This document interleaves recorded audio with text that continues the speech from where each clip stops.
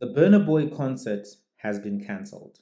I want to look at this from two angles: one, from a business perspective, and two, from a personal perspective. Going to the business perspective, I think that Burna Boy and his team violated the four P's of the marketing mix. And this is what they are: number one, product; number two, price; number three, place; number four, promotion.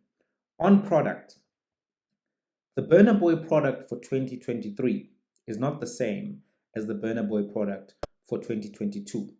If you think about it, Burna Boy last year had a globally trending album. He had one of the biggest hit songs in the world. But this year, this particular project that he has released does not have bangers, in the sense that the songs are not good for the South African market. Product generally refers to the item or service that is being offered, including its features, benefits, and quality. When it comes to the South African music market, the South African music market moves fast. It moves fast, and you can hear that in the clubs, you can hear that in the parties, you can hear that in the homes. The songs that were hot last year are not going to be in a lot of rotation because there's new music. There's new Amapiano sounds coming out almost every week. And some of the songs that were even good in January are no longer relevant for September. So while Burna Boy, the man, is still a great artist in the African context, his particular project, this one I told them, is not as good as Love Damini. That's just something that has to be said. And unlike Drake, he did not include local artists and local producers to make his album relevant for the South African market. Sometimes you may not have the best sound or the best ideas, but if you bring people in, they can expand the impact of your music.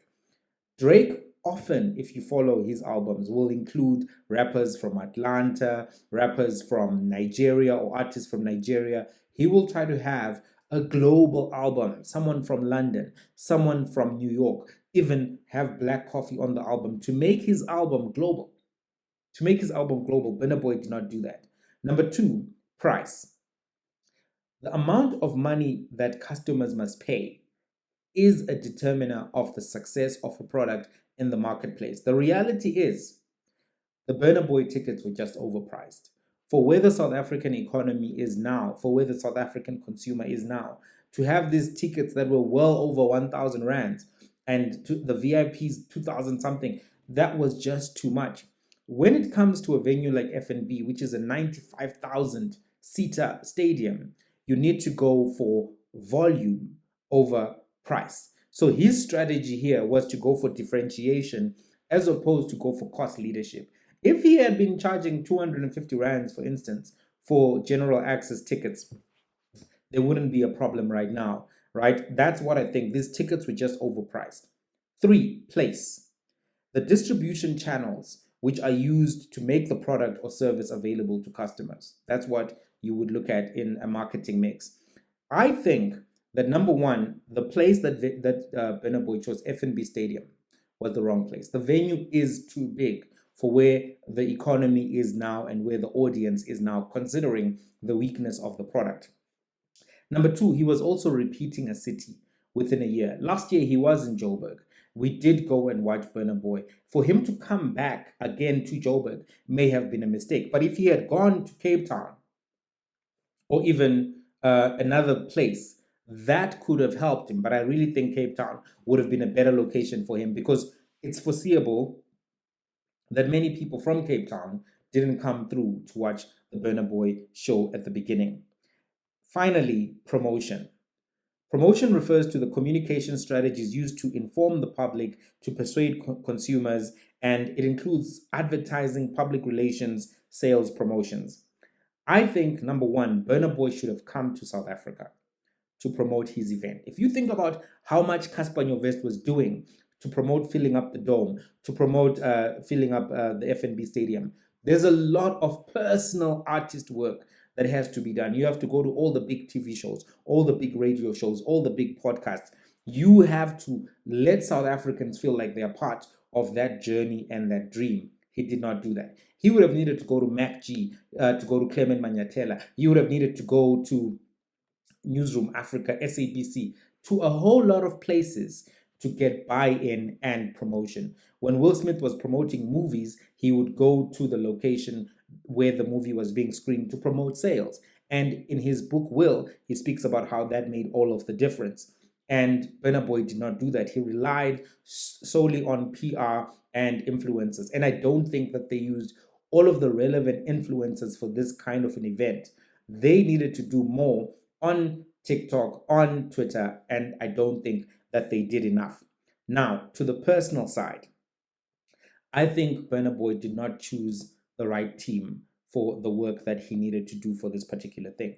Number one, we are seeing that the company that they used, TMG, this Trinity Media, has two leaders who are fighting, accusing each other of all kinds of things. One guy says, no, they didn't pay these guys. Another guy says, no, this guy stole the money.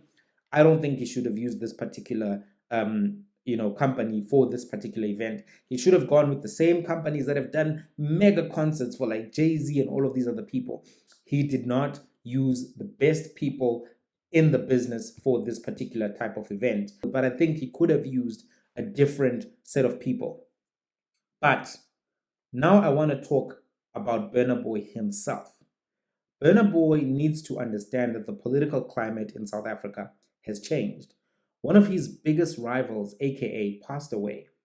And people are very sour about where the relationship between Burna Boy and aka ended off.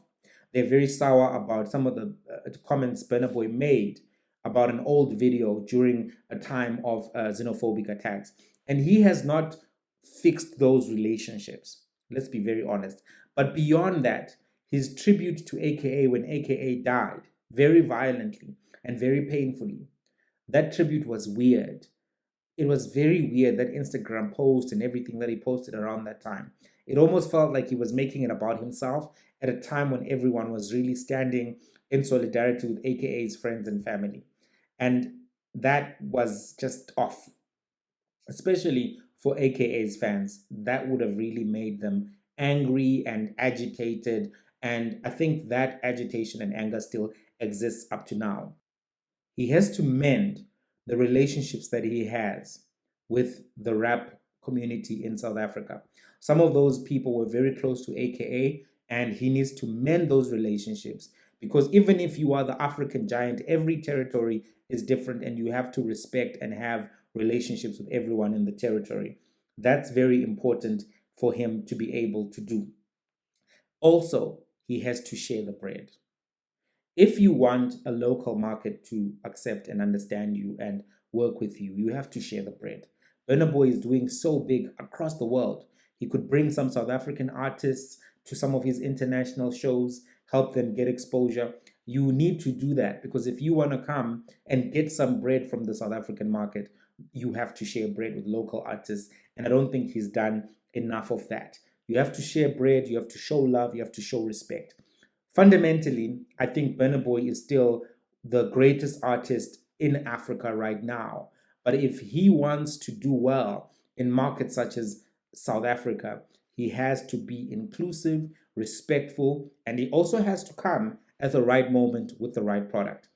So I don't think this album was the one. I think if he had a hot album, all of these problems wouldn't really exist, because the fans would have gone regardless and paid that premium. But when you don't have a hot album for a market such as South Africa, you don't stand a chance. Anyway, what do you think? Let's have a conversation.